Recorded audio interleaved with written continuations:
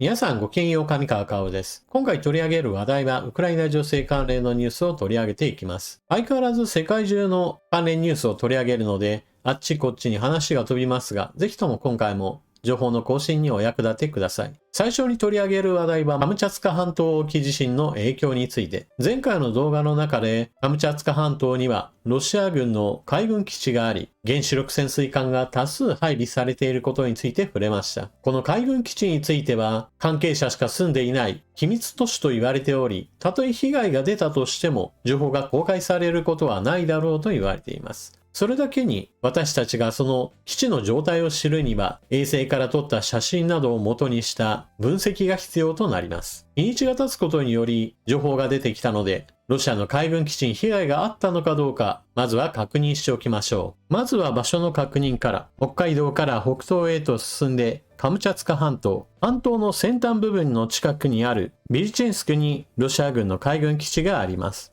前回津波が押し寄せて沿岸部が浸水したのは半島の先にあるセベロクリリスクでした。セベロクリリスクとビリチェンスクは今回の地震の震源からすると 120km から 150km 程度といった感じの場所で、津波が到達するまで15分から20分程度であったと見られています。前回の動画では3から4メートル程度の津波という話をしましたが、その後実際に到達した津波は6メートルを記録したといったところもあったようです。ただ、ビルチュンスクなのですが、津波の影響がどの程度あるかについては、実際のところ分かりませんでした。というのも、直接的に津波が到達するような場所ではなく、湾の中のしかも奥まった場所に軍艦が停泊しているからです。Google マップのこの地図の中では、リバチとビリチンスク、この2つの場所に桟橋が設けられています。こちらがそれぞれの場所を拡大した様子。どちらかというと、湾の一番奥側、かなり回り込んだところ、リバチに桟橋が多くあります。この場所に原子力潜水艦の係留場所があります。この件に関してテレグラフの記事はこのように伝えています。ロシアの原子力潜水艦基地が津波で被害を受けたことが衛星画像で判明。マグニチュード 8.8 の地震によって引き起こされた津波が太平洋艦隊基地を襲った。ちょっと荒い映像の写真が載せられています。桟橋が元の位置から曲がっている様子が見られる。これが津波による影響と見られています。テレグラフが入手した衛星画像によると、ロシア極東の原子力潜水艦基地は太平洋沿岸を襲った津波によって被害を受けた模様だ。マグニチュード 8.8 の地震によって引き起こされた津波は、ロシア太平洋艦隊の原子力潜水艦のほとんどが駐留するカムチャツカ半島のリバチー基地を襲った。衛星からの写真によると、桟橋の一部が元の位置から曲がっており、係留装置から外れたことを示している可能性があるという。衝突当時、潜水艦が横に停泊していた様子は見られず、専門家らは構造物への損傷だけでは軍事的影響はほとんどないと述べた。上が地震の前の状態、桟橋がまっすぐ伸びています。そして下の方がカムチャツカ半島沖地震が発生した後の様子。黄色く丸が付けられている部分の桟橋が折れ曲がっています。民間の衛星サービスによって報道機関だけではなく一般の人でも写真を入手することができます。公開情報を元にした分析をしている人たちによると、この日の天候は曇りだったこともあり、衛星写真は鮮明なものではありませんでした。しかし、コンクリート製の桟橋については影響が見られず、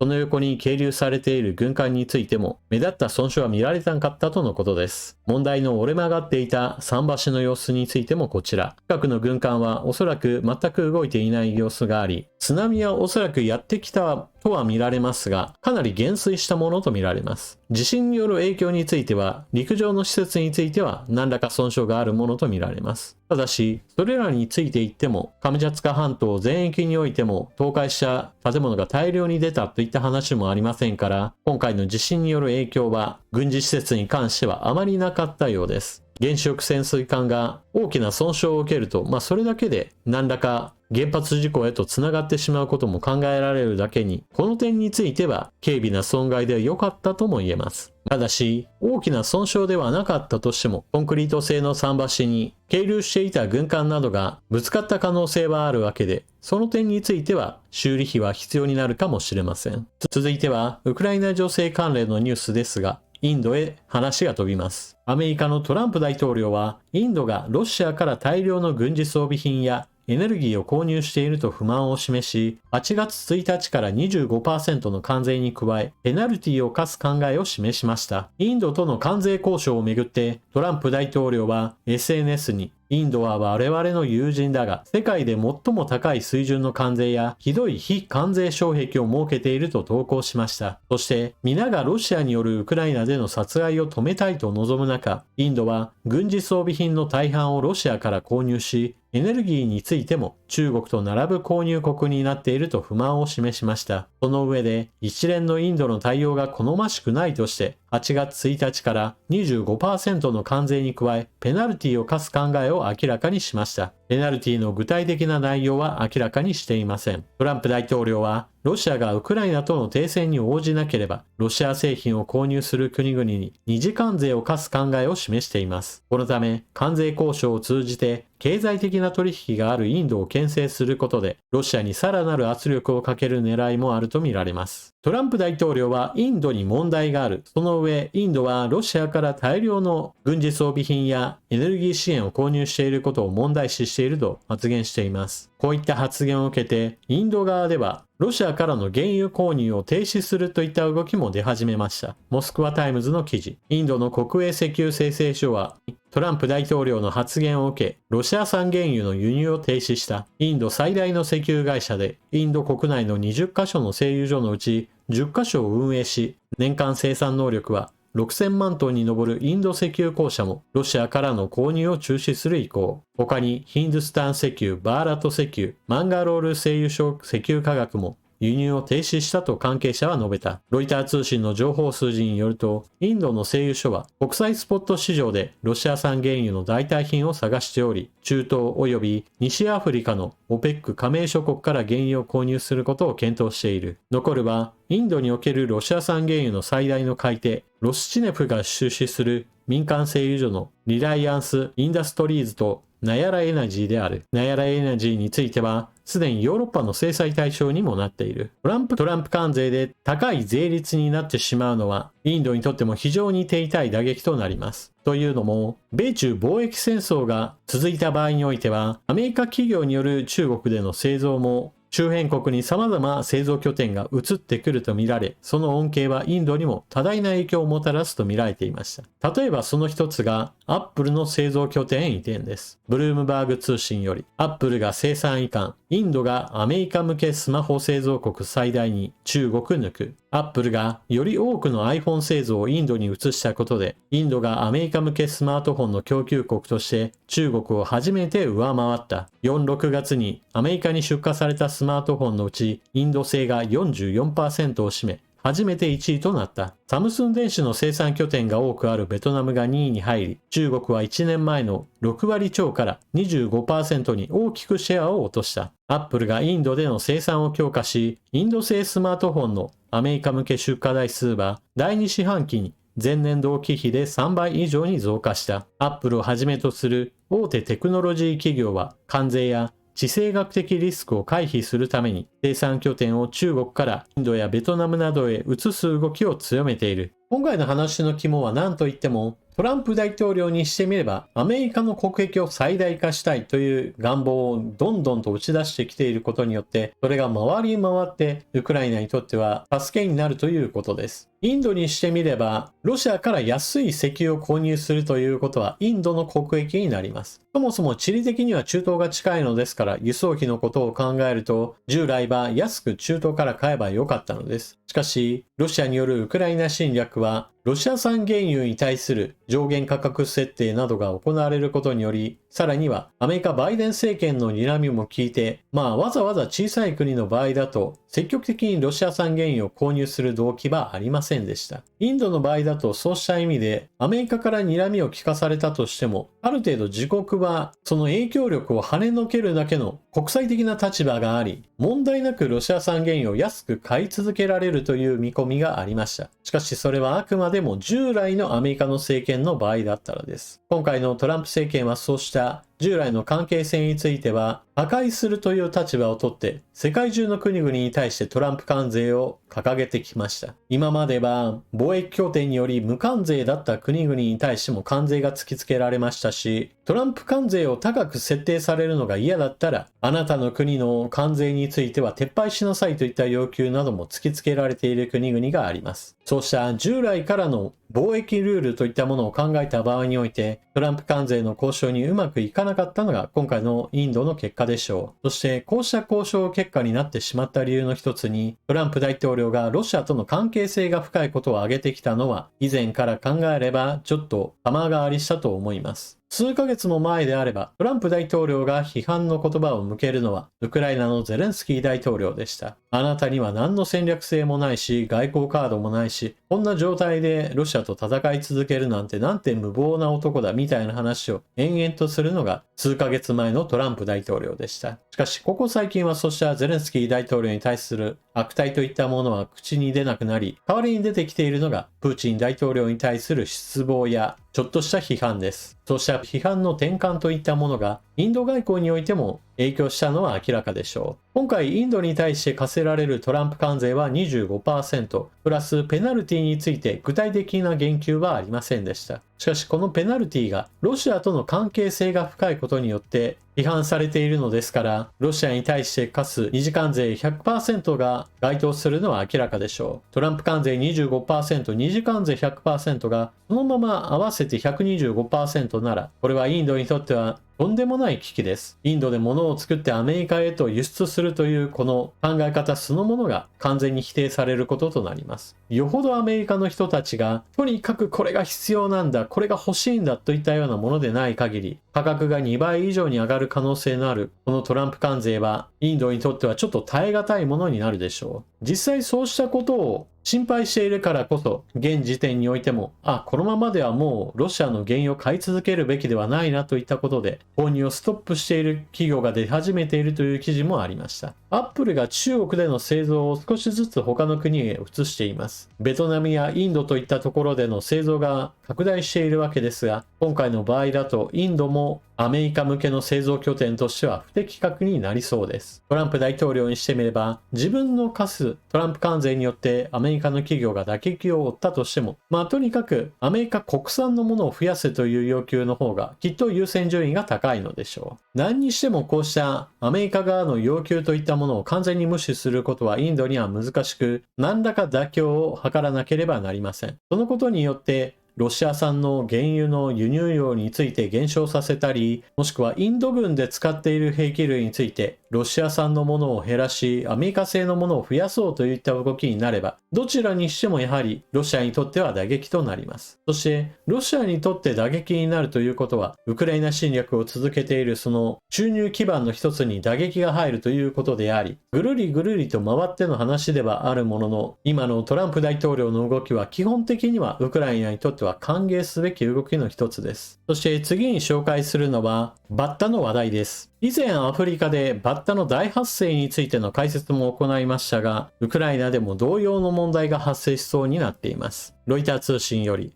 ウクライナ南部でバッタ大量発生、戦争で駆除できず農業に打撃。ウクライナ南部の地域ではバッタが大量発生し、ひまわりなどの作物に甚大な被害をもたらしている。生産者によれば、ロシアによる侵攻の影響で従来の害虫駆除ができなくなっていることが主な要因であるという。ウクライナ南部ではバッタが大量発生し、作物が食い荒らされている。バッタはわずか数日で農作物を壊滅させる恐れがある。だが当局によると、ロシアとの戦争によって従来の害虫駆除ができなくなっているという。ザポリージャ州ではバッタの大群が道路や畑、草むらを覆い尽くしている。生産者らはひまわりの収穫の最大3分の1がすでに失われたと訴えている。小規模農家の男性はかつてない深刻さだと語る。ある日バッタの大群を目撃し、その翌日には歩兵が襲来した。小さなバッタが低いところにあるものを食べ尽くした。一つ残さずだ。大きいのはどこかへ飛び去ったが、小さいのは今もまだ跳ね回っている。まるで毛布のように全てを覆ってしまった。ウクライナの首席植物検疫官は戦争がこの事態を招いたと断言する。気温の高さに加え、戦争によって手入れされない土地が増えたことが背景にあると説明する。防虫剤の航空散布ができないことや、戦闘の影響で捕食者である鳥類が姿を消していることも事態をさらに悪化させている。ウクライナは世界最大のひまわり油輸出国であり、戦前は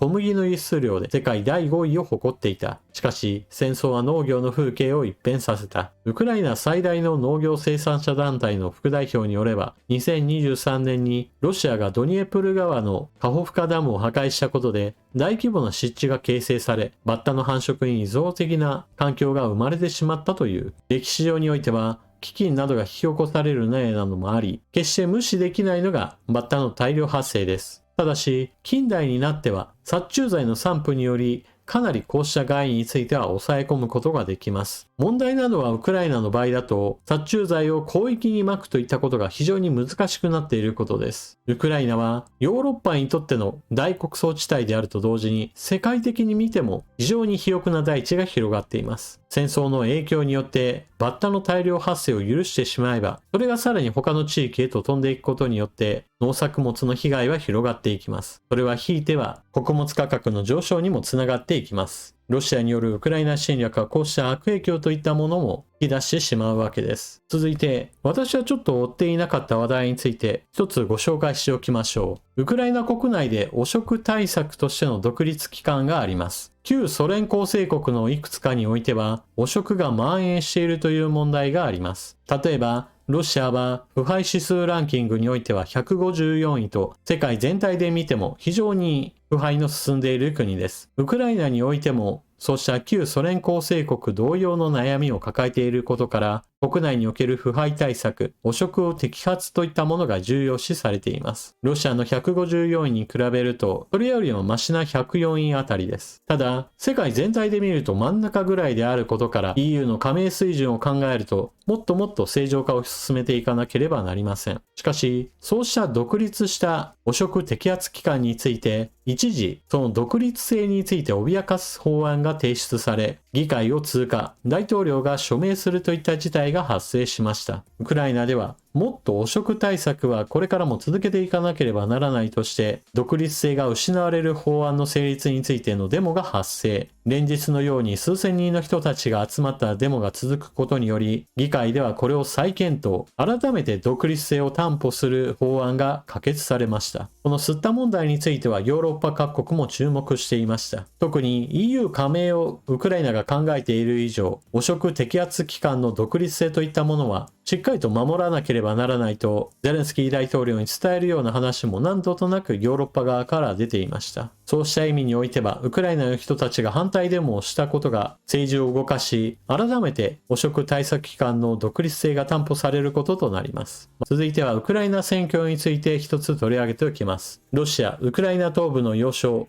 チャシフヤールを制圧と発表。チャシフヤールをめぐってはロシア側が去年7月に一部の地区を制圧したと発表していましたが、その後もウクライナ軍との間で激しい攻防が続いていました。チャシフヤールは高台に位置していて、ロシア軍は目標とするドネツク州の全域制圧に向けて足がかりにしたい狙いがあるとみられます。チャシフヤールってどこよっていう話で、まずは地図を見ておきましょう。チャシフヤールはバフムトから見た場合において、西へ進んで15キロの場所にあります。東から西へ向かって進軍するロシア軍から見た場合において、バフムトを攻略した後の先にあるのがチャシフヤールというわけです。バフムトでの激戦においては2023年にウクライナ軍が撤退し、以後ロシア軍は東部攻勢においてじりじりと前進してきました。今回チャシフヤールが陥落したのではないかといった話が出ているわけですが、ウクライナ側はまだまだ郊外に部隊も残っており、ロシア側の発表のような完全な制圧ではないとしています。ただ、大部分について占領されたといったことについては否定しているものではないことから、完全な陥落もそう遠くはないものとみられます。ただ、この話についてちょっと注意してもらいたいのが、ロシアもウクライナもどちらもプロパガンダが発せられていることもあり、完全にどちらかの意見に偏るのはちょっと危険だという話を今回しておこうと思います。2022年のロシアによる本格的な侵攻以降、ウクライナ情勢についての情報発信者は様々います。報道機関については、当初はありとあらゆる出来事についてニュースとして流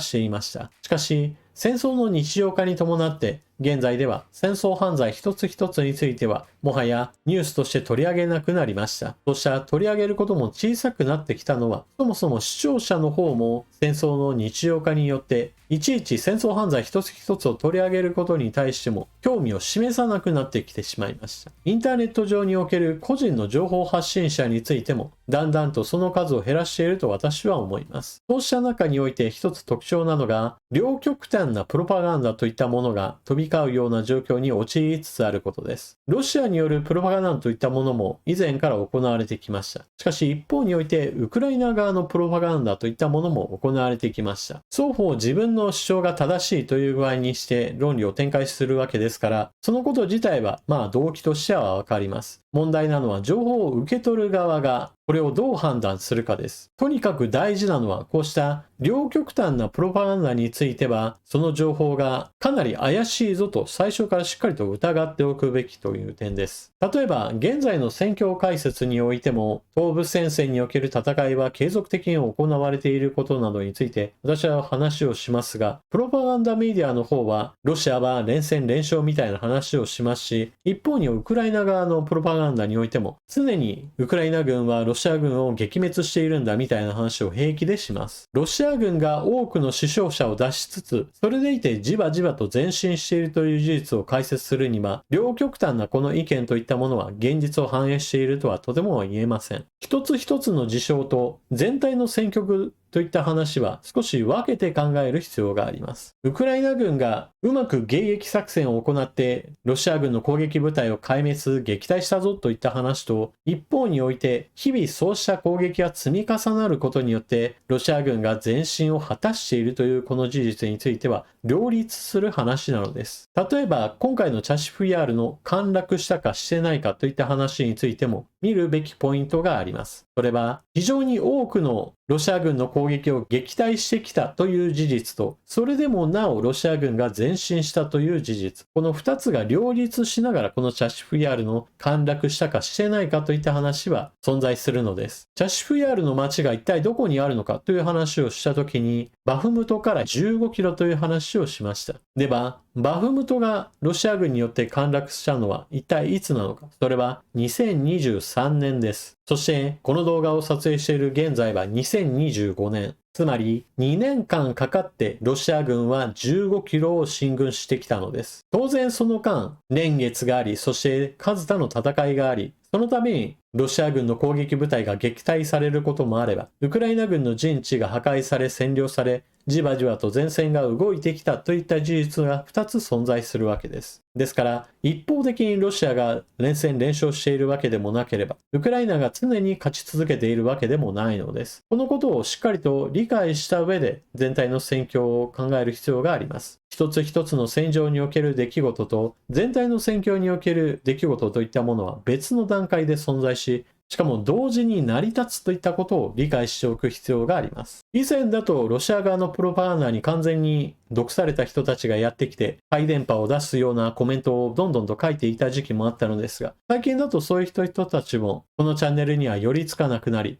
逆にウクライナ側のプロパガンダに完全に毒された人がやってきて、ウクライナ軍は連日ロシア軍に猛攻をかけて全滅させまくっているんだみたいな感じで情報を受け取っている人がやってきてしまいます。とにかく両極端な意見といったものは聞いていてスカッとするのかもしれません。しかし、それは現実からはかけ離れた姿であり、物事は0か100だけで語れるようなことは非常に少ないんですよといったことを学ぶ必要があります。そして全体の流れを理解するためには、数多くの知識を仕入れた上での考えを深める必要があります。非常にめんどくさいことではあるものの、結局のところこのめんどくささといったものと向き合うことが国際情勢を理解した上で、じゃあ日本がどう生きていくのか、そうした外の世界を知った上で日本の政治を考える基礎になると私は思っています。というわけで今回の動画はここまで。最後までご視聴いただきありがとうございました。チャンネル登録していない方はぜひともこの機会にチャンネル登録よろしくお願いします。そして情報の整理整頓に役立ったなと思われる方は他の方にもお勧めをよろしくお願いします。それでは次の動画でまたお目にかかりましょう。また